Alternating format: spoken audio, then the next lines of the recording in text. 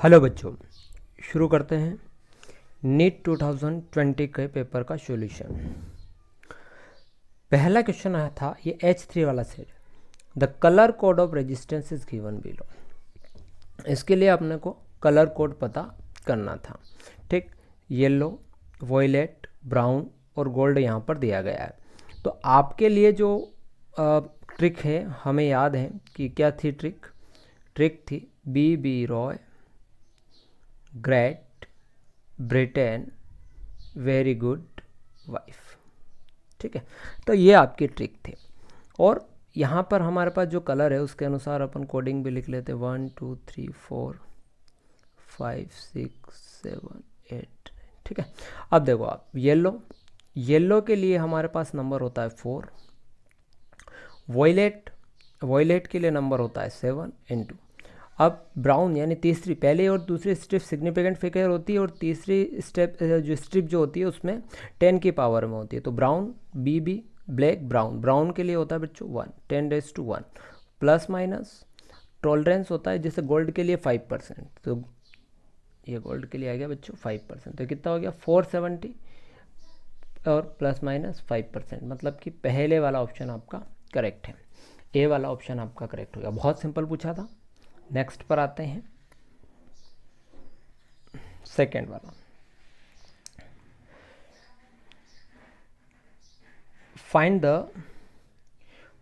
The torque about the origin when a force 3J newton acts on a particle whose position vector is 2k metre. क्या find out करना? Torque. तो torque का formula होता है R cross F, है ना। तो R यहाँ पर जो पोजीशन वेक्टर है वो कितना है 2k, F कितना था 3i, अब 3 2 जा 6, k क्रॉस i क्या होता है बच्चों -i होता है। तो यहाँ पर -6i कौन सा ऑप्शन है? फोर्थ वाला ऑप्शन है। ठीक है, तो सेकंड का होगा बच्चों फोर्थ। ठीक है, समझ में आया होगा। ये भी बहुत इजी था सेकंड वाला भी। नेक्स्ट पर आते हैं, थर्ड वाला क्वेश्चन है आपका। A cylinder contained hydrogen gas pressure of 249 kilopascal, ठीक है, एंड टेम्परेचर 300 केल्विन। ठीक, तो यहाँ पर आपको क्या निकालना है? Its density. तो डेंसिटी निकालना है। तो डेंसिटी के लिए देखो क्या हो जाएगा, ये हो जाएगा डेंसिटी के लिए रो इज इक्वस टू PM/RT। ये अपन ने पढ़ा हुआ है। ठीक है, अब देखो बच्चों P क्या है? प्रेशर। तो प्रेशर कितना अपने पास 249 किलो, यानी कि 10⁻³ N2। अब ये है आपका मोलिकुलर मास, यानी हाइड्रोजन गैस का मोलिकुलर मास कितना 2 × 10⁻⁻3। ठीक है, अब अपॉन में R कितना यहाँ पर 8.3। टेम्परेचर 27 डिग्री सेंटीग्रेड है, केल्विन में बदल लो बच्चों हो जाएगा 300। अब इसको आप क्या करना? कैलकुलेट करना। तो कैलकुलेट करेंगे तो आएगा 0.199 के आसपास, यानी कि तकरीबन होगा ये 0.2 अप्रोक्सीमेट। ठीक है, तो 0.2 किलोग्राम पर मीटर क्यूब, यानी कि कौन सा वाला ऑप्शन करेक्ट हो गया बच्चों आपका? इसका थर्ड वाला ऑप्शन आपका करेक्ट हो गया। ठीक है, नेक्स्ट क्वेश्चंस की तरफ आगे बढ़ते हैं।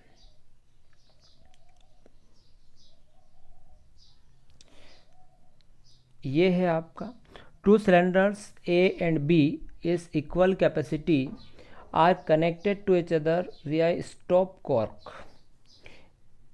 देखो 2 सिलेंडर हैं हमारे पास A and B, और दोनों स्टॉप कॉर्क की हेल्प से इनको कनेक्ट कर रहे हैं। यहाँ पर स्टॉप कॉर्क लगा दिया अपन। A content is ideal gas. A के बीच में क्या भरी अपन ने? Ideal gas. और गैस स्टैंडर्ड टेम्परेचर और प्रेशर पर। B is completely evacuate. अब एंटायर सिस्टम थर्मली इंसुलेटेड, पूरा सिस्टम थर्मली इंसुलेटेड है। अब आपने क्या करा? द स्टॉप कॉर्क के सडनली रिमूव। ये स्टॉप कॉर्क जो था इसको आपने क्या कर दिया? सडनली रिमूव कर दिया। तो द प्रोसेस इज तो देखो इसके अंदर जब गैस इधर से इधर मतलब जाएगी तो आइडियल गैस हैं, चूँकि आइडियल गैस है तो इनके जो पार्टिकल्स हैं उनके बीच में कोई इंटरेक्शन नहीं होगा, यानी कि यहाँ पर वर्क डन जीरो होगा, डेल यू ज़ीरो होगा।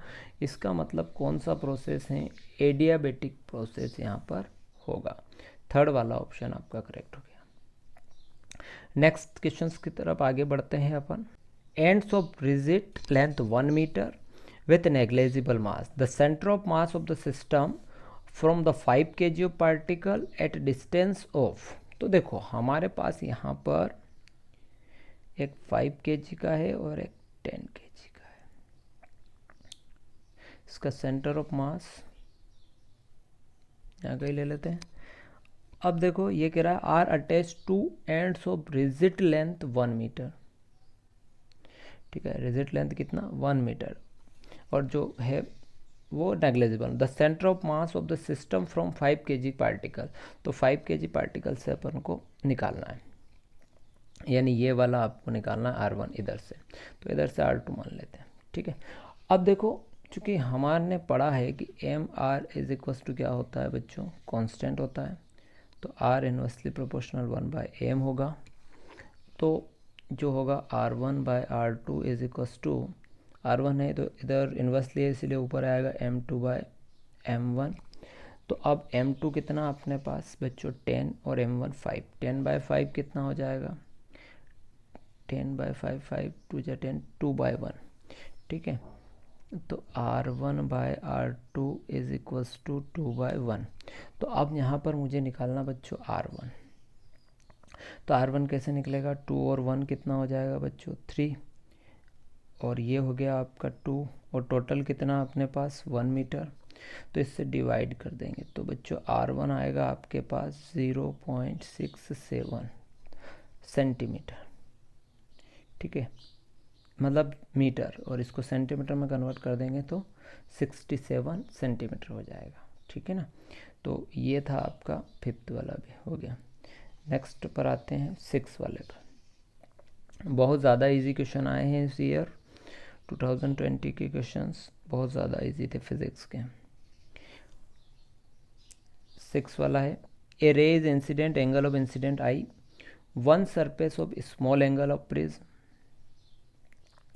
देखो with angle of prism and emergence normally from opposite surfaces, ये एंगल ऑफ प्रिज्म, यहाँ से ऐसे रे आई आपकी इंसिडेंट रे, इस पे यहाँ नॉर्मल, ये इंसिडेंट एंगल, ये जो रे जा रही है यहाँ से नॉर्मली इस प्रकार से इमर्ज्ड हो जाती है। Refractive index of material of prism mu ले लेंगे, और ये आपका R1। देखो एक चीज़ ध्यान रखना, ये वाला एंगल और ये वाला एंगल क्या होंगे, आपस में इक्वल होंगे।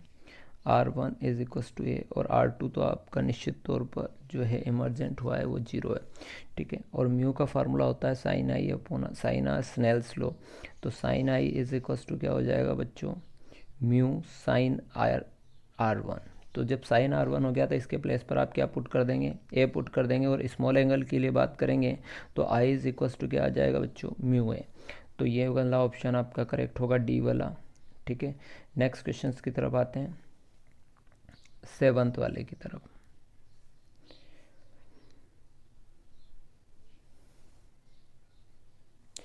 ए body of weight 72 newton of surface of the earth, surface of earth पर किसी बॉडी का वेट है 72 न्यूटन, ठीक।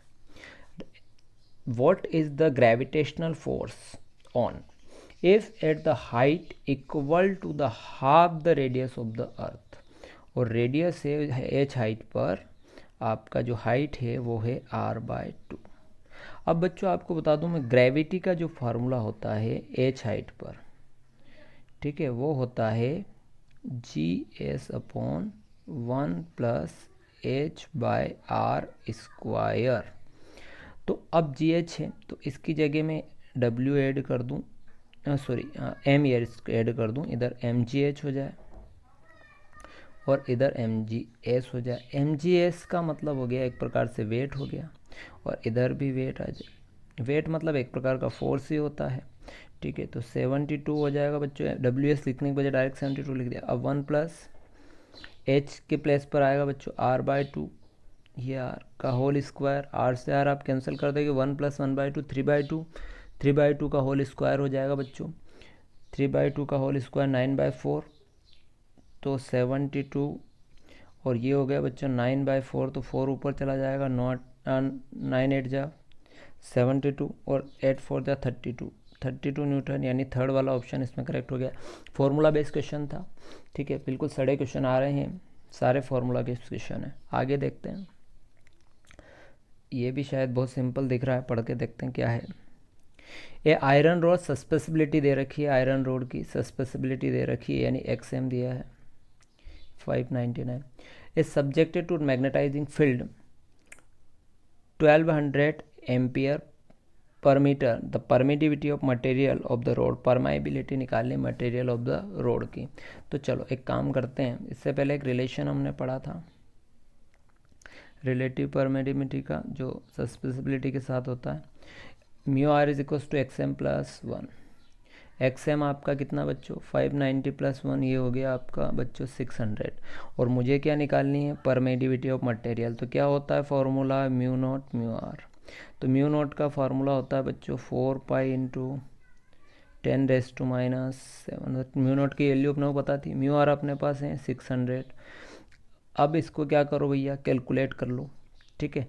तो 10⁻⁷ है, तो 10 तो हो गया -4, ठीक, और 7 है ना, 2 5 सॉरी 10⁻⁵, और इसका करेंगे 24, और अब एक डेसिमल नंबर इधर ले आएंगे तो इधर यहाँ क्या रह जाएगा 10⁻⁴ यानी 2.4 पाई 10⁻⁴, ये आपका सेकेंड वाला ऑप्शन इसमें करेक्ट हो गया, केवल वैल्यू पुट करते से ही आपका आंसर आ गया, ठीक है। नेक्स्ट आते हैं, ये और देखो, अब ये क्वेश्चंस बहुत, केवल स्टेटमेंट अगर आपको थोड़ा सा याद होगा तो ये बता पाएंगे आप।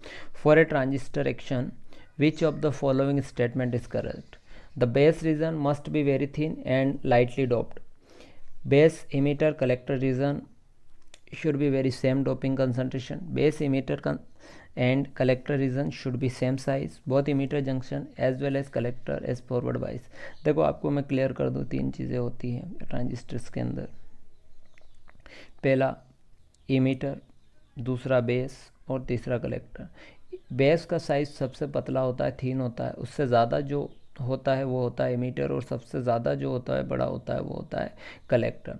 इसका मतलब पहले वाला ऑप्शन करेक्ट हो गया, the base reason must be very thin and lightly doped, ठीक है। नेक्स्ट पर आते हैं, क्वेश्चन नंबर 10 वाला, light with an average flux falls on refracting surface at a normally incident having area 20 centimeter square, the energy received by the surface during the time span of 1 meter is, energy find out करनी है अपने को। अच्छा, ये जो average flux यानी कि यहाँ पर आपको क्या दी गई है बच्चों, इंटेंसिटी दे रखी है, ठीक है, ये ध्यान रखना। तो क्या हो जाएगा फार्मूला अपने पास, पहले फार्मूला इंटेंसिटी का I is equals to E/AT, तो energy E is equals to I/AT हो जाएगा, ठीक। अब हमारे पास I जो है वो है 20 वाला, इसको चलो अपन यूनिट चेंज कर लेते हैं, सेंटीमीटर स्क्वायर, इसको काय में करेंगे, मीटर स्क्वायर में करेंगे, तो ये हो जाएगा बच्चों 20/10⁻⁴ इंटू एरिया आपका सेंटीमीटर 20 सेंटीमीटर स्क्वायर में, तो ये भी इसमें चेंज कर लेंगे, तो 10⁻⁴ ये भी हो गया, इंटू ये 1 मिनट में है तो 60 में कर लेंगे, सेकेंड में 10⁻⁴ से 10⁻⁴ कैंसिल हो जाएगा, ठीक है। अब आप देखें 20 इंटू करने बस अब सभी के, 2 2 जा 4 4 6 जा 24, और 0 कितनी 1 2 3, ये आ गया बच्चों आपका 24 इंटू 10⁻³ जूल। फोर्थ वाला ऑप्शन आपका करेक्ट है। बहुत सिंपल क्वेश्चंस आ रहे हैं।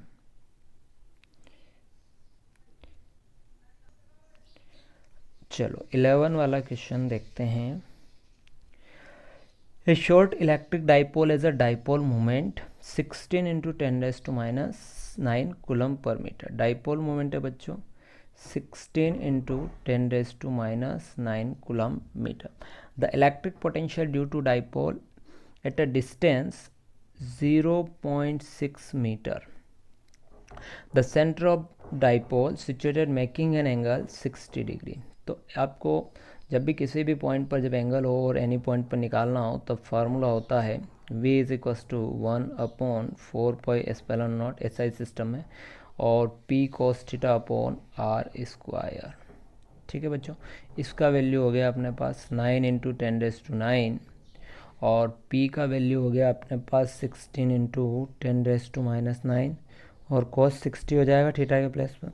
तो cos 60 का वैल्यू होता है बच्चों 1/2/r हो गया आपका बच्चों 0.6 का स्क्वायर। बिल्कुल फॉर्मूले में वैल्यू रखना है, ठीक है, आप लोग भी कर सकते थे। 8 इससे कैंसिल हो जाएगा। अब देखो ये हो गया 9, 8 × 72, और अपॉन में कितना हो जाएगा ये 36, और 10⁻⁻ जो है आपका 2। ठीक है, तो ये 10⁻² तो ऊपर चला जाएगा, और 72 अपॉन कितना 8 इंटू 10⁻² हो गया। तो 8 से डिवाइड कर देंगे तो आ जाएगा, सॉरी 36 है ना नीचे, सॉरी 36 से डिवाइड कर देंगे आ जाएगा 2 इंटू 100 यानी 200। तो 200 है ऑप्शन में, बिल्कुल है, ये 3 वोल्ट वाला यानी कि थर्ड वाला पोटेंशियल हो जाएगा आपका। बहुत सिंपल था। नेक्स्ट क्वेश्चन पर आते हैं बच्चों। ये देखते हैं, a ball is throw vertically downwards.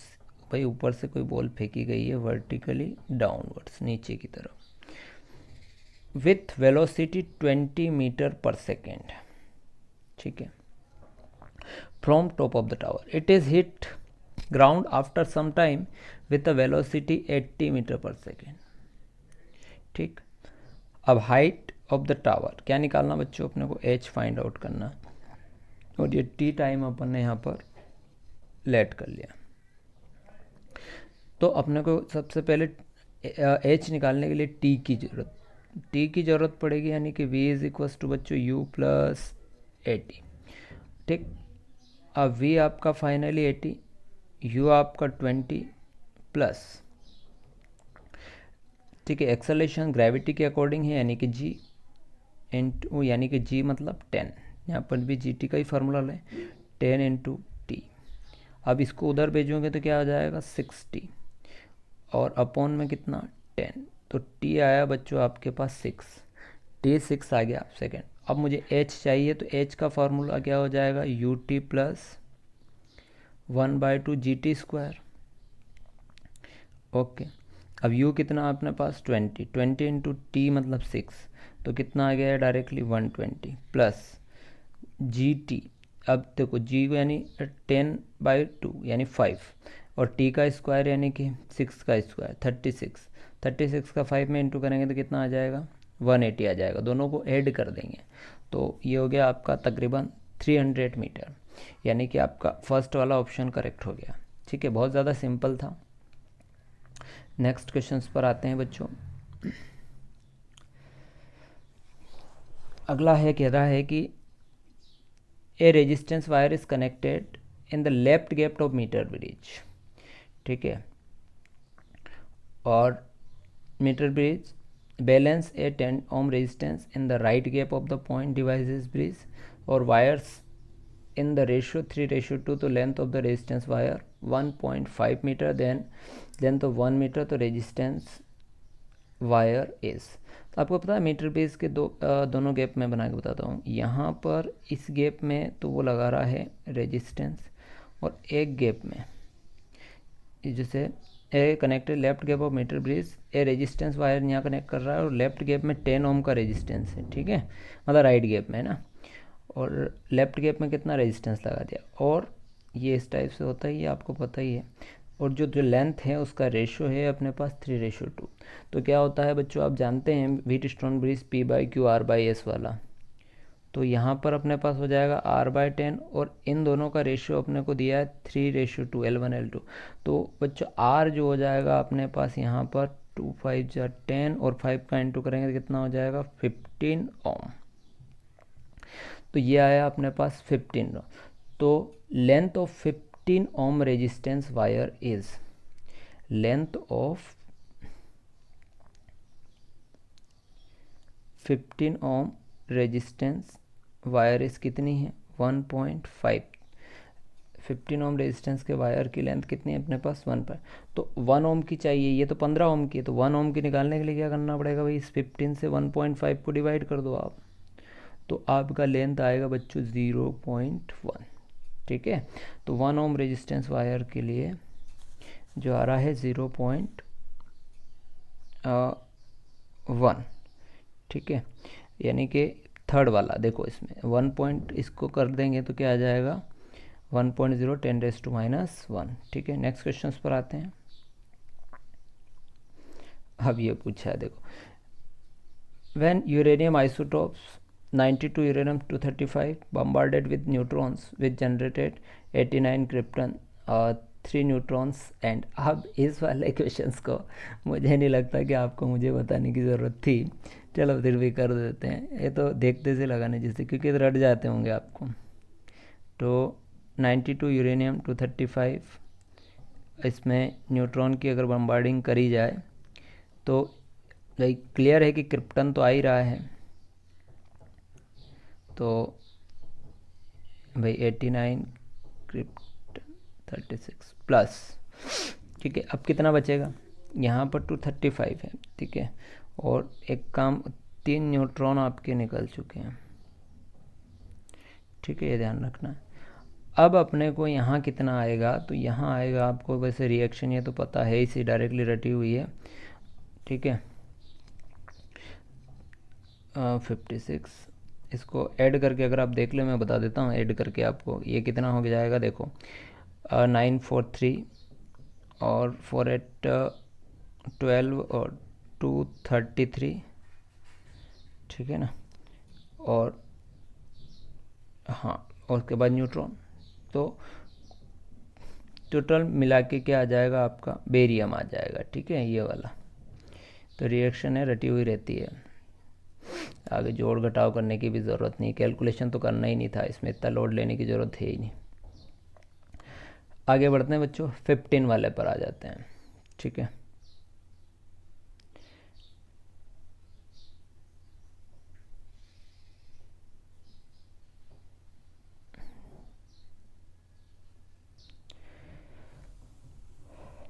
Fifteen वाला है, a long solenoid 15 centimetre length having 100 turns, N है 100 टर्न्स और लेंथ है आपका 50 सेंटीमीटर और करंट है आपका 2.5 एम्पियर। तो magnetic field centre of the solenoid.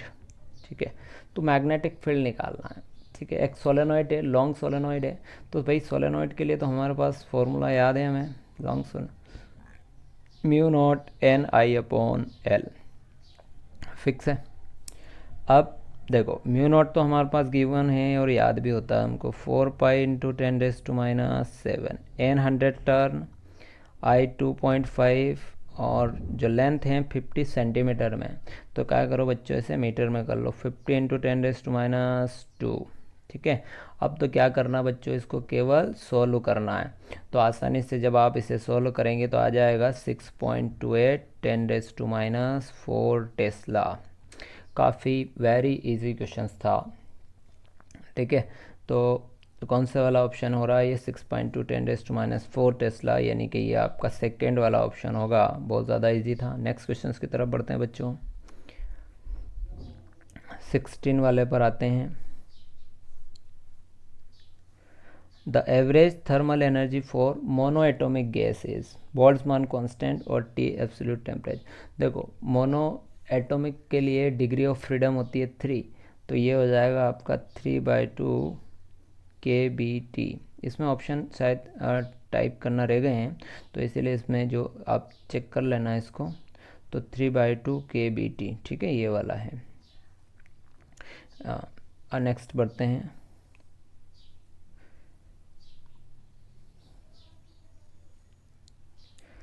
Seventeen वाले पर आते हैं बच्चों। A capillary tube of radius r is immersed in water and water rises to its height H. So the water in the capillary is 59. Another capillary tube radius 2r is immersed water. तो mass of the that will rise into capillary tube radius are immersed in water. ठीक है, और water rise in height h. ठीक है, तो mass of water quantity 59 दे रखी है और अनदर जो कैपिलरी है उसकी रेडियस आपको 2r दे रखी है, मतलब ठीक इसकी तुलना में डबल है। तो मास और उसका इसको अपन प्रोपोर्शनल ले लेते हैं अपन, जो कि होता ही हम जानते हैं। तो इसको लिखते हैं अपन m2/m1 और r2/r1, दोनों की रेडियस में चेंजेस हैं। तो m2 अपने पास जो है एक का रेडियस हमारे पास कितना है 2r है, r2 वाले का और पहले वाले का अपने पास r। अब capillary to r is immersed in water rise in the height h। तो mass of water is capillary 5 kilogram है ना, 5 ग्राम में है, ध्यान रखना ये जी जैसा बन गया है तो 5 ग्राम। तो हमारे पास क्या हो जाएगा m2/m1 कितना है 5 ग्राम है। ठीक, तो मास m2 का कितना हो जाएगा बच्चों 10 ग्राम हो जाएगा, है ना, ये जी जैसे दिख रहे हैं सब ग्राम है। तो m2 का यानी कि आपका कौन सा ऑप्शन हो गया बच्चों, फोर्थ वाला ऑप्शन करेक्ट हो गया। नेक्स्ट क्वेश्चन पर बढ़ता है, बहुत ज़्यादा सिंपल क्वेश्चन आए थे। 18 वाले की बात करें, the ratio of contributions made by the electric field and magnetic field component to intensity of electromagnetic wave। तो सामान्य सी बात है भैया कि जो इलेक्ट्रिक फील्ड होती है और मैग्नेटिक फील्ड होती है, दोनों की जो एनर्जी डेंसिटी होती है सेम होती है और इंटेंसिटी भी सेम होती है, इसीलिए जो रेशियो आएगा वो क्या आएगा, इक्वल आएगा, यानी 1:1 आएगा। ठीक है, तो 18 वाला तो बहुत ज़्यादा इजी था। नेक्स्ट पर आते हैं भैया 19 वाले क्वेश्चंस पर। Assume that light of wavelength 600 nanometre is coming from a star. ठीक है, लाइट का वेवलेंथ दिया बच्चों 600 नैनोमीटर, नैनो को बदल लेता हूँ मैं 10⁻⁹ मीटर हो जाएगा, ये दे रखा है।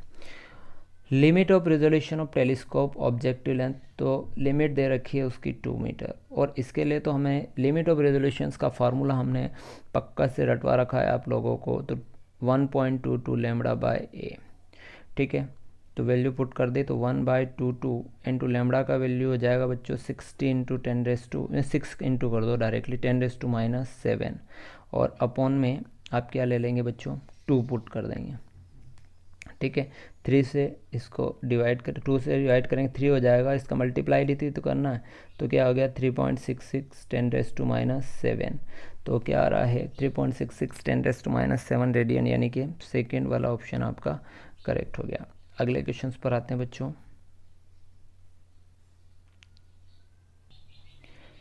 देखो 20 वाले क्वेश्चंस की बात करें तो बहुत सिंपल है। A wire of length L, area of cross section A, और a is having from fixed support, the length of the wire is changed L1 when mass is suspended from its free end, expression of Young's modulus। देखो Young's modulus का formula होता है mgl, ठीक है, upon a²l।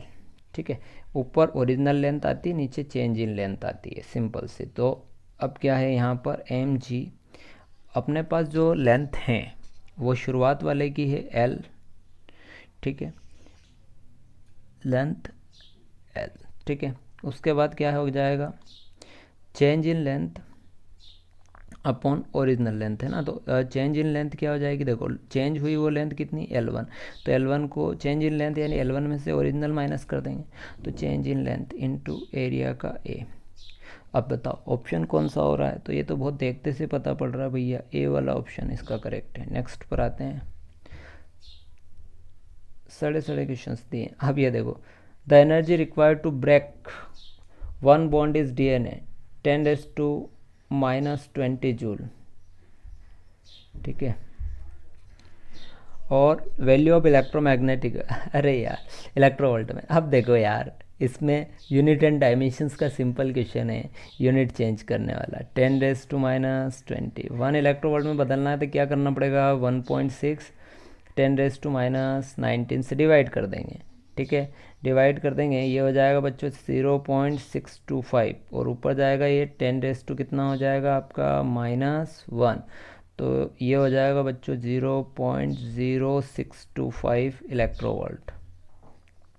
ठीक है, तो अब देखें ऑप्शन 0.06 वाले ही देखना पड़ेगा, 25 इसने यहाँ दिया नहीं है अपन को, यानी कि फोर्थ वाला ऑप्शन आपका करेक्ट हो गया। ठीक है, नेक्स्ट पर आते हैं बच्चों, बहुत सिंपल है। 22 वाले की बात करें अगर,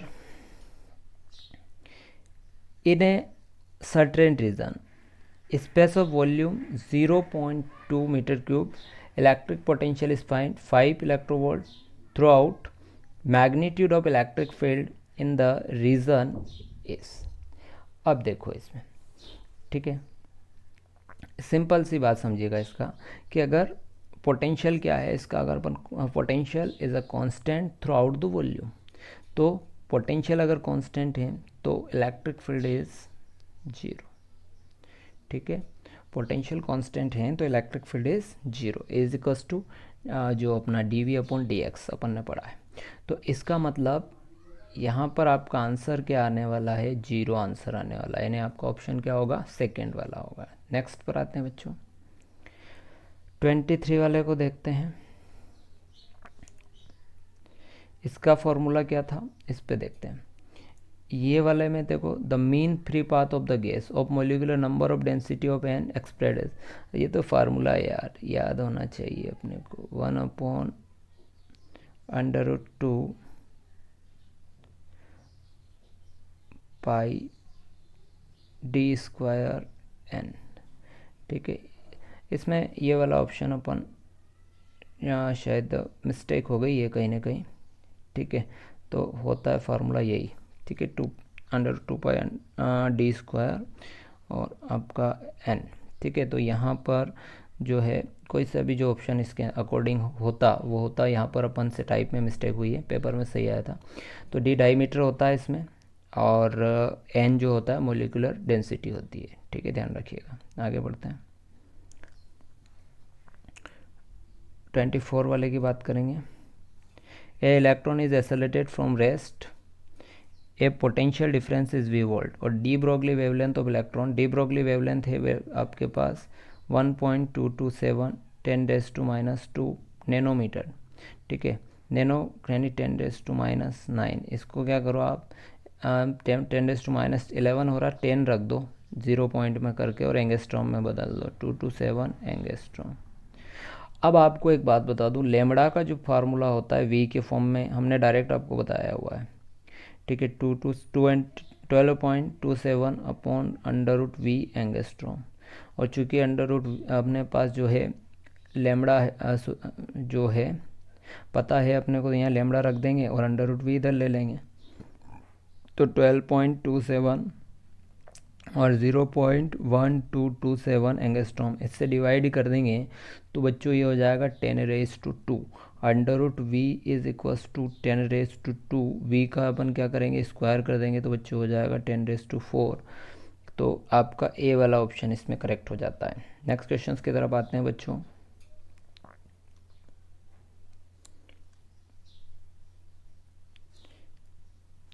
In guitar of 2 strips A and B made of same material, slightly tuned, produce beat of frequency 6 Hz.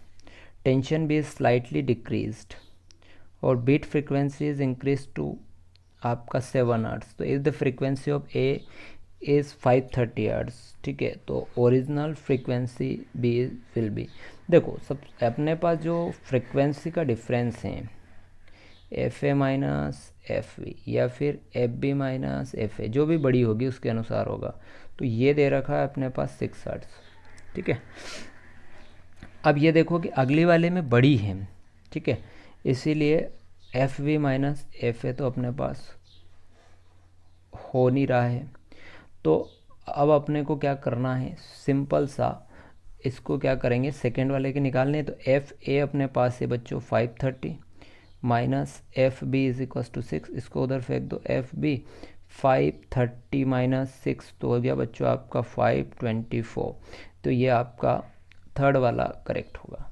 ठीक है, बहुत सिंपल था। नेक्स्ट क्वेश्चन की तरफ बढ़ते हैं।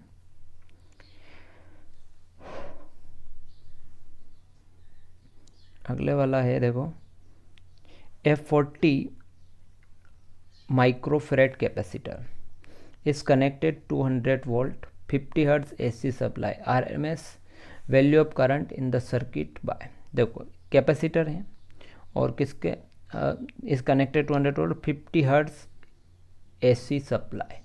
ठीक, अपने पास जो है कैपेसिटर वाला है ये, तो प्योर कैपेसिटर, उसके लिए करंट का फार्मूला जो होता है IRMS, V अपॉन क्या होता है बच्चों, XC होता है। तो I is equals to XC is equals to क्या होता है 1 अपॉन ओमेगा C। तो फार्मूला हो जाएगा VC ओमेगा, और V हमारे पास 200, C हमारे पास 40 माइक्रोफेरेड, 40 इंटू 10⁻⁻⁶, और ये है हमारे पास जो है 50 ओमेगा है, ओमेगा होता है 50 हर्ट्ज फ्रीक्वेंसी है, यानी कि 2πf होता है ओमेगा, तो 2πf हो गया बच्चों हमारे पास 50। इन सबको आपको कैलकुलेट कर लेना तो तकरीबन आएगा 2.5 एम्पियर, यानी कि फोर्थ वाला ऑप्शन आपका करेक्ट होगा। नेक्स्ट आगे बढ़ते हैं, 27 वाला देखते हैं। The increase in width of depletion layer region PN junction diode due to, देखो क्या क्या हो सकता है उस चर्चा करते हैं। इंक्रीज इन फॉरवर्ड बाइस, रिवर्स बाइस, ओनली फॉरवर्ड बाइस एंड रिवर्स बाइस। देखो आपको ये पता है कि जो PN जंक्शन डायोड के अंदर डिप्लीशन लेयर इंक्रीज तो होगी, पर कब होगी, जब वो रिवर्स बाइस में होता है। रिवर्स बाइस में डिप्लीशन लेयर इंक्रीज हो जाती है, डिप्लीशन लेयर का जो विड्थ है वो बढ़ती है, ये हमको अच्छे से पता है, इसीलिए आपका थर्ड वाला ऑप्शन यहाँ पर होगा। देखो ट्रांजिस्टर यानी सेमीकंडक्टर से दोनों क्वेश्चन पूछे, और दोनों क्वेश्चन ऐसे पूछे जो डायरेक्टली आंसर दे सकते हैं। एक तो वो बेस वाला पूछा था और एक ये पूछा, ठीक है। अभी और भी हो सकते हैं, पर अभी दो अपन ने देखे हैं ना, तो वो बात कर लेते हैं। आगे बढ़ते हैं बच्चों। The boosters angle IB and interface should be, तो देखो हमने तो ये तो बहुत है बेवकूफ़ बनाने का क्वेश्चन है। तो mu 10 IB is equals to μ0 upon μ1, और सेकेंड वाला अपन ले रहे हैं 1 लेके चलेंगे, ठीक है। तो अब अपना देखो, अगर μ2 ग्रेटर देन 1 तो 10 IB ग्रेटर देन 1, ठीक है। 10 IB, अब 1 कितना ग्रेटर देन 1, यानी 1 से ज़्यादा हो, तो या तो एक तो 45 पर हो या फिर 90 के बीच में हो, ठीक है। तो ये वाला आपका ऑप्शन इसके अंदर फोर्थ वाला ऑप्शन करेक्ट बन रहा है, बहुत सिंपल था। सेकंड की तरफ, अगले की तरफ बढ़ते हैं।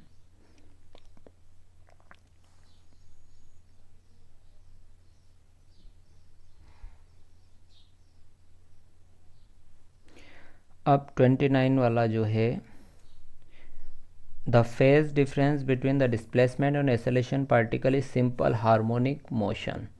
तो डिस्प्लेसमेंट ऑफ SHM, तो देखो x is equals to A sine ωt plus phi, ठीक है। ये अपना डिस्प्लेसमेंट इक्वेशन होता है सिंपल हार्मोनिक में। तो अब एक काम करते हैं, इसमें क्या पूछ रहा है कि द फेज डिफरेंस डिस्प्लेसमेंट और एक्सेलरेशंस के बीच में। तो पहले अपन क्या करें, डिस्प्लेसमेंट का इक्वेशन तो है ही सही, अब अपन एक्सेलरेशन निकाल लेते। तो पहले वेलोसिटी निकालेंगे, तो क्या आएगी dx अपॉन dt, तो ये हो जाएगा A साइन का कोस ωt प्लस फाई, और ωt का अगेंस्ट से होगा तो A ओमेगा, और अगेंस्ट से डिफ्रेंशिएशन करेंगे d2x/dt² एक्सेलरेशंस के लिए, तो कोस का होगा माइनस साइन, तो A omega sine ωt plus 5, और अगेंस्ट से ओमेगा करेंगे तो क्या हो जाएगा A omega square sine ωt plus 5, ठीक है। इसको अपन क्या करें, अब चेंज कर लेते हैं, ठीक है। तो साइन माइनस को प्लस करने के लिए साइन 180 प्लस थीटा ले लिया आपने, तो ωt प्लस 5 प्लस पाई, तो कितना आ रहा बच्चों फेज डिफरेंस इनके बीच में, पाई रेडियन का, यानी सेकेंड वाला हो जाएगा। नेक्स्ट की तरफ बढ़ते हैं। ज़्यादातर फॉर्मूला बेस्ड क्वेश्चन पूछे हैं।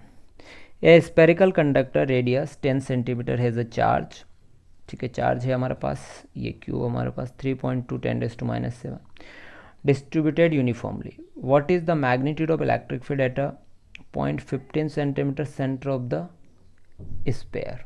ठीक है, तो एक स्पेरिकल कंडक्टर है और उसके लिए इंटेंसिटी ऑफ इलेक्ट्रिक फील्ड का फॉर्मूला, तो स्पेयर के लिए तो हमने ये निकाल ही रखा है। अब वैल्यू तो पुट करनी है, तो 9 × 10⁹ चार्ज यानी कि क्या है आपका सिंपल सा 3.2 10⁻⁷। आर का वैल्यू जो है आपका 15 सेंटीमीटर है, चेंज कर लेंगे 15 × 10⁻²²। इन सबको अगर आप कैलकुलेट कर देंगे तो आ जाएगा 1.28 10⁵ न्यूटन पर कूलम। ओके, अगले क्वेश्चंस की तरफ बढ़ते हैं। 31, एक capacitance of parallel plate capacitor air as medium 6 microfarad with introduced dielectric medium, the capacitor becomes 30 microfarad. Permittivity of the medium is, मैं इसको थोड़ा डिटेल से बताना चाह रहा हूँ, वैसे डायरेक्टली भी अपन कर सकते हैं इसको, है ना, पर थोड़ा सा मैं इसको लंबा ले रहा हूँ कि जैसे अगर किसी मीडियम बिना मीडियम में कैपेसिटी निकालते थे A/N0/D आता है। अब अपन इसे किसी मीडियम में निकालेंगे, मतलब कि इसमें कितना है आपकी 6 है ना, तो यहाँ पर मैं 6 = A/N0, और जब 30 माइक्रोफेरेड है और तो उस समय क्या है मीडियम में है, तो A/N0 के यानी कि एक सेकेंड इसको वापस से 6 क्या लिखने वाला हूँ मैं A/N0/D, और जब 30 के लिए बात करूँगा तो मीडियम की बात करूँगा। ठीक है, तो मीडियम में ले रहे हैं अपन A/N0, ठीक है, अपॉन क्या D, चूँकि रिलेटिव परमिटिविटी तो ये ले लेंगे। तो अब देखो इसके प्लेस पर अगर मैं इसको पुट करूं और दोनों को डिवाइड करूं तो 60 मतलब 30/6 यानी A/N0 R अपॉन क्या आ जाने वाला है अपने पास A/N0, 6 5 10। तो अब अपने को यहाँ पर चाहिए A/R, तो क्या हो जाएगा 5 A/N0, और वैल्यू रखनी है किसकी A/N0 की। A/N0 का वैल्यू 8.85 10⁻²। कुछ नहीं करना, इसका मल्टीप्लाई कर लेते हैं, तो मल्टीप्लाई करने पर आएगा बच्चों 0.44 10⁻10। ठीक है, आपका कौन सा वाला ऑप्शन बैठ रहा है, 4th वाला ऑप्शन यहाँ पर करेक्ट हो जाता है। नेक्स्ट क्वेश्चंस की तरफ बढ़ते हैं हम। Taking info account of the significance figure, what is the value of जो है आपका 9.99 और 0.0099 मीटर, ये है, दोनों का सब्सट्रैक्शन करना। अब आपको सिंपल सा इसमें इतना सिग्निफिकेंट वाला कोई भी आ जाए, ठीक है, तो इसके लिए मैं आपको एक तो ट्रिक बता देता हूँ। पहले आपको क्या देखना है, लिस्ट जो नंबर है आपका, लिस्ट डेसिमल नंबर वाला आंसर देख के लगा देना है। तो लिस्ट डेसिमल नंबर यानी कि जो 9.99 2 पॉइंट तक है, तो ये 2 पॉइंट तक किसके अंदर आ रहा है, तो ये थर्ड वाले में आ रहा है, तो थर्ड वाला ऑप्शन आपका करेक्ट हो गया है। ठीक है, ज़्यादा इसमें लोड लेने की आपको ज़रूरत नहीं है। ठीक है, हाँ, जब वो है कि जब अगर अपन माइनस करके वो बच्चों वाला लिखोगे आप, कैसे बच्चों में जैसे आप माइनस करते थे ना, ऐसे 99 और 0.0099, तो इसका जब माइनस करोगे आप तो आप 0 लेते हो, यहाँ आपका जो है 1 आएगा, यहाँ फिर 0 आएगा, यहाँ फिर आपका 8 आएगा, ठीक है ना, 9 आएगा, तो 9.9800। तो इसमें क्या होता है, इसमें जो मैक्सिमम सिग्निफिकेंट फिगर होता है उन दोनों डिजिट में, उसको लेते हैं। तो यहाँ पर 3 सिग्निफिकेंट डिजिट वाला आपको लेना पड़ेगा, तो ये आपका 9.98 वाला हो जाएगा। ये दोनों मैंने पूरी मेथड भी बता दी आपको। 2-3 क्वेश्चन आए इस बार, है ना, किससे, यूनिट एंड मेजरमेंट से। अच्छा चैप्टर है। अगला है भैया, a series LCR circuit connected to AC voltage when L is removed from the circuit, the phase difference current and voltage is 5/3, तो it insists C is removed from the circuit, phase difference against 5/3। ठीक है, तो एक बार क्या करना है, LCR circuit है हमारे पास, उसमें से एक बार क्या करना है, L को रिमूव करना है, ठीक है, और एक बार C को रिमूव करना है। तो जब आप LCR सर्किट है ये, तो जब आप L को रिमूव करेंगे तो बचेगा क्या, CR। उस कंडीशन में फेज डिफरेंस जब आप देखेंगे तो tan phi x C/R आएगा, ठीक है। और जब आप C को रिमूव करेंगे तो tan phi is equals to क्या आएगा, x L/R आएगा, ठीक। यानी कि दोनों का जो फेज है वो इक्वल आएगा, तो x C/R और x L/R, तो x C is equals to x R, यानी कि ये दोनों कंडीशन रिजोनेंस की कंडीशन होती है ये, z is equals to R।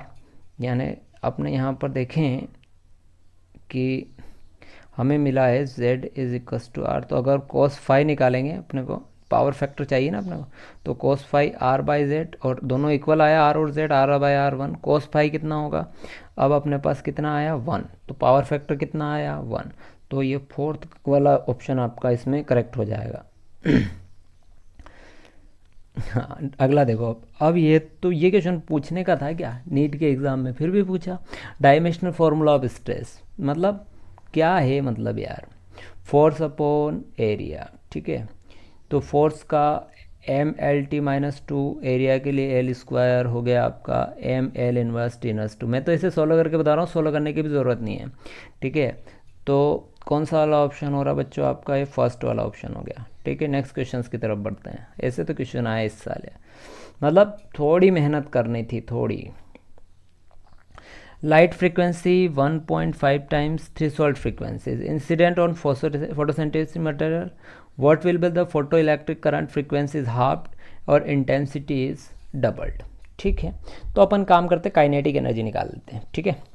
तो काइनेटिक एनर्जी केवल हमारा क्या है, light of the frequency 1.5 times the threshold frequency, ठीक है। तो कितना करना है अपन को 1.5, तो ये हो जाएगा h0 माइनस जो या इधर h0, ठीक है।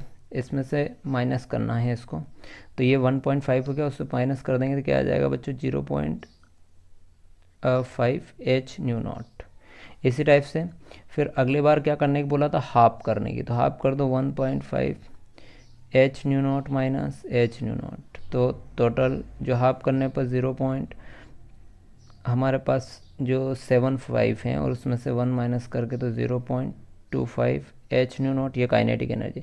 तो अब काइनेटिक एनर्जी जो है, ठीक है, इसमें यहाँ पर आपको नेगेटिव मिले, तो kinetic energy has a never negative, ठीक है। काइनेटिक एनर्जी नेगेटिव नहीं होती है, इसका मतलब आपका जो इसमें ऑप्शन आ रहा है वो ऑप्शन इसका जो है फर्स्ट वाला ही आ रहा है, ठीक है ना, 0 हो जाएगा, ठीक है। और भी दूसरा तरीका भी अपन यूज़ कर सकते हैं। दूसरा तरीका क्या हो सकता है, इसको क्या करो अपन जो कि इंसिडेंट फ्रीक्वेंसी है उसका हाफ करेंगे, तो 0.75 न्यू0 आएगा। तो दूसरे तरीके से क्या कर सकते हैं, इसकी जो है फ्रीक्वेंसी अपन क्या कर देंगे, हाफ कर देंगे, ठीक है। हाफ करने पर आ जाएगा 0.75 न्यू0।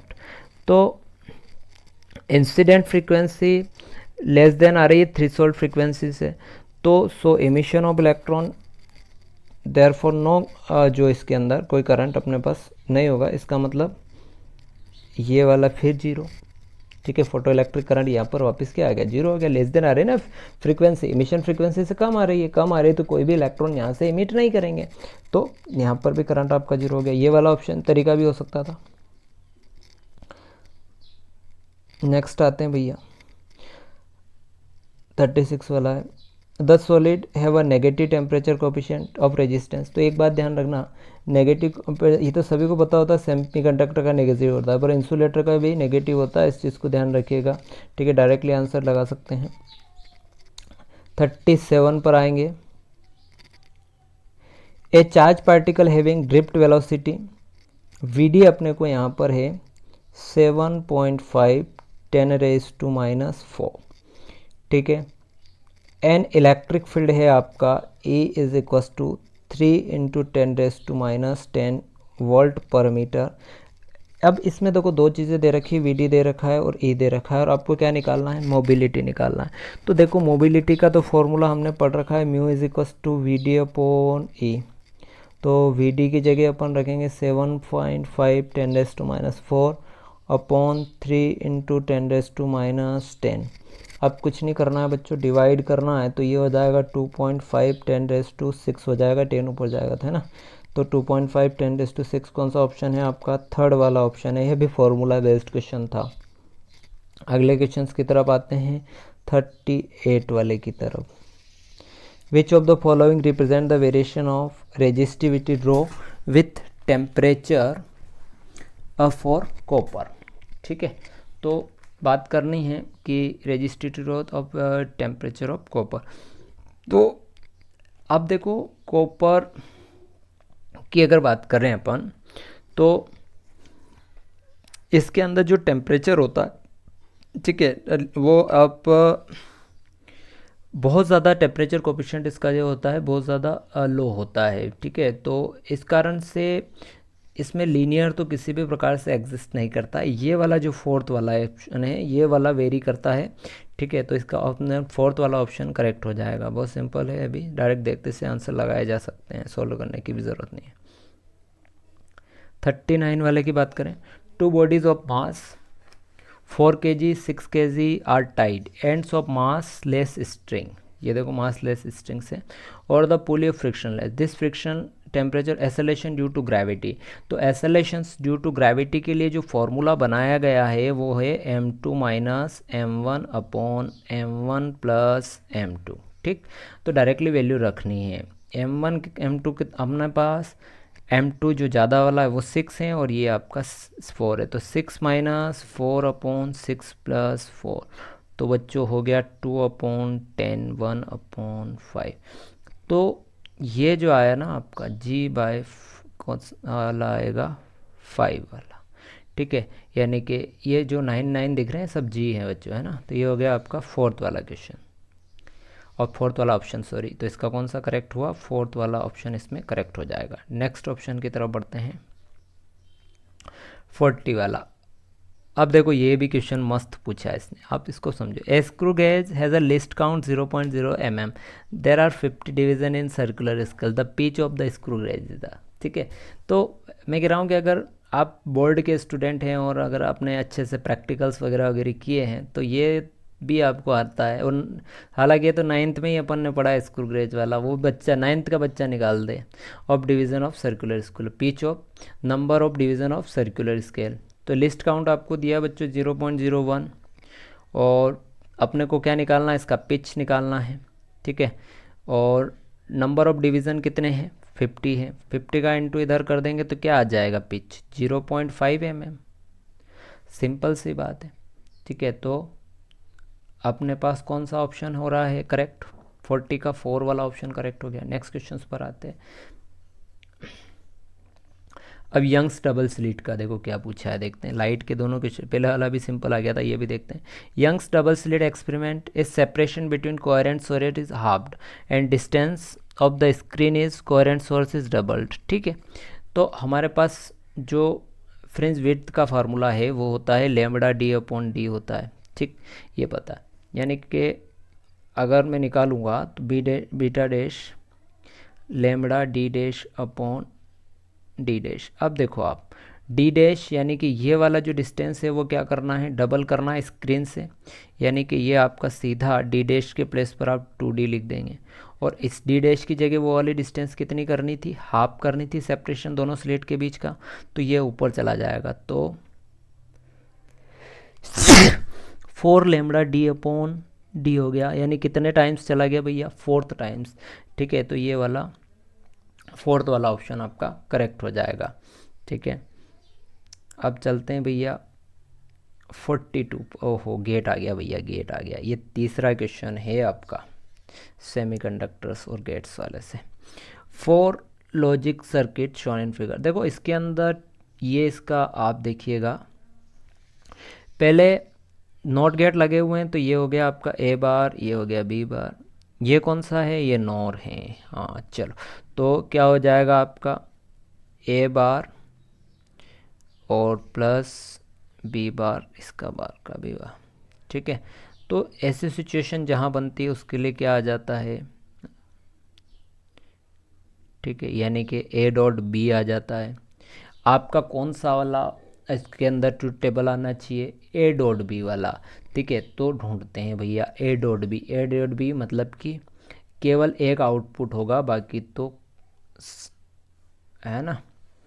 ए डॉट बी के अंदर तो ऑप्शन ढूंढ रहे हैं अपन, ये देखेंगे आप यहाँ पर एक आउटपुट किसके अंदर मिल रहा है, सेकेंड वाले के लिए। ऐसे करके भी देख लें, 0.0 0.10 1.00 1.11।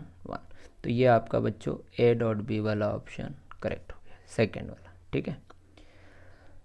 अब ये क्वेश्चन मेरे को ऐसा लगा, मतलब इस क्वेश्चंस को देख के कि भाई बच्चा नीट की एग्ज़ाम नहीं दे रहा है, कोई ऐसी वैसी एग्ज़ाम दे रहा है। देखो, the energy equivalent of 0.5 gram substance, energy पूछिए, आइंस्टाइन का इक्वेशन लगा दो बच्चों, E = mc², ठीक है। और 0.5 kg है, तो इसको चेंज कर लेना आप, तो 0.5 × 10⁻³ c स्पीड ऑफ लाइट, तो 9 × 10⁻⁶ हो जाएगा ना, 3 × 10⁻, जो क्या बोलते हैं, तो कर लेंगे 9 5 × 45, तो 0.45 10⁻3, ठीक है। कुछ 8 का 16, सॉरी ये 16 है, तो 13 10⁻13, तो 0.45 10⁻13 जूल, ठीक है। तो ये वाला आपका बहुत मतलब आप सिंपली इसको ओपन कर पा रहे हैं। तो ये जो है अब आपका इसको क्या करें, ये तो कितना हो रहा है, ये 13 ही हो रहा है ना, 10⁻³ तो 4.5 आएगा, एक गड़बड़ यहाँ कर दी, 4.5 10⁻13 मल्टीप्लाई करना था, ठीक है। सिंप्लीफिकेशन थर्ड वाला ऑप्शन है आपका, है ना। मैं भी कहाँ अमूर्तता में उलझ गया उसकी। चलो 44 वाला, बस आप पहुँच ही गए अपन लास्ट तक। For which one of the following Bohr's model is not valid, कब वैलिड नहीं होता है, देखो सबसे पहले ड्यूट्रॉन, हीलियम, हाइड्रोजन, मतलब 1 नंबर के लिए वैलिड होता है, 1 एटॉमिक नंबर्स का, है ना। ओनली सिंगल इलेक्ट्रॉन के लिए वैलिड है, सिंगल से, यानी न्यून में सिंगल तो नहीं होता, ये तो अपने को पता है, इसलिए ये गलत कौन सा इसके अंदर, न्यून वाला, बाकी सब में 1 होते हैं, ठीक है। नेक्स्ट लास्ट है, the quantities of heat required to raise the temperature of two solid copper spheres radius r1 and r2, ठीक है। 1 के रेशियो हो जाएगा, आपको निकालना है। तो देखो डेल क्यू के लिए हमें पता है m/s∆T होता है, ठीक है। यानी कि अपने को यहाँ किसके लिए चाहिए, स्पेयर के लिए चाहिए, ठीक। तो स्पेयर का जो मास के लिए अगर देखें तो क्या हो जाएगा, 4/3 πr³ रो, ठीक है, मास ऑफ द स्पेयर हो गया। और यहाँ से हमको ये तो पता है कि del Q proportional to M है, del Q proportional to M है, और इससे और del Q proportional to M पता है, तो अपने को ये भी पता होगा कि डेल क्यू प्रोपोर्शनल टू क्या हो जाएगा, आर क्यूब हो जाएगा, क्योंकि मास के प्रोपोर्शनल है तो इसके भी ये प्रोपोर्शनल हो गया। अब आर क्यू हो गया, यानी कि डेल क्यू 1/del⁵, दोनों स्पेयर के लिए अलग अलग, तो r1 हो जाएगा बच्चों r2 का होल क्यूब। और रेशियो हमें दिया गया है यहाँ पर, देखें आप इसे ध्यान से, the quantities heat requires raise the temperature of 2 copper sphere radius r1 and r2। देखो r1 = आपका 1.5 r2, तो r1 r2 क्या हो जाएगा, r1/r2 और 1.5 यानी कि 3/2, ठीक है। 3/2 का स्क्वायर होगा तो क्यूब होगा तो 27 कितना आ जाएगा, 8। तो कौन से वाला, बी वाला ऑप्शन करेक्ट हो गया। तो बच्चों आपको समझ आई होगी चीज़ें, और चैनल को सब्सक्राइब जरूर आप लोग कर लीजिएगा। और नीट की जो अब हम इसी प्रकार की प्रैक्टिस सीरीज़ लेकर आएंगे। आपका जो बच्चे अभी जिनका नहीं हुआ है, निराश नहीं हुए, हमारे चैनल के साथ बने रहें। अब आप लोगों के लिए और जो नए बच्चे हैं, आपके फ्रेंड्स हैं, उनके लिए हम जो क्लास शुरू करने जा रहे हैं अब शुरुआत से एस मतलब कि आपके हर एक टॉपिक को, फिज़िक्स के सारे टॉपिक को हम 1 बाय 1 सारी, बहुत ज़्यादा प्रैक्टिस, सबसे बड़ी चीज़ तो प्रैक्टिस, उसके बाद कॉन्सेप्ट, ठीक है। और हम आपको केवल नीट नहीं कराएंगे, नीट के साथ साथ आपका बोर्ड का एग्ज़ाम भी हम क्लियर करवाएंगे, नीट प्लस बोर्ड। तो इसीलिए आप हमारे साथ बने रहें, और चैनल को सब्सक्राइब नहीं किया है तो सब्सक्राइब कर दें। थैंक यू, मिलते